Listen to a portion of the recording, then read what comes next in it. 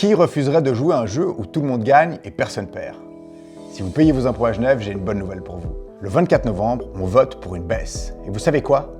Peu importe combien vous payez aujourd'hui, on va tous en profiter. Alors cette baisse d'impôt, ce qu'il faut savoir, c'est qu'elle sera dégressive et qu'elle sera dans une fourchette de un peu plus de 5% à un peu plus de 11%.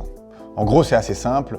Les revenus les plus élevés auront le rabais le plus bas, à un peu plus de 5%. Par contre, ceux qui gagnent moins, la classe moyenne, les revenus les plus modestes, auront droit à une baisse d'impôt qui ira jusqu'à plus de 11%. Alors je vous vois venir. Je suis sûr que vous vous dites, moins d'impôts, moins de prestations de l'État. Eh ben pas du tout. Ce qu'il faut quand même savoir, c'est que ces 3 dernières années, l'État a encaissé plus que ce qu'il avait prévu. Et on ne parle pas d'une petite somme, plus de 2 milliards en tout. Donc en gros, il y a zéro coupe dans le budget de l'État, qu'on parle de l'éducation, de la sécurité, des hôpitaux, etc.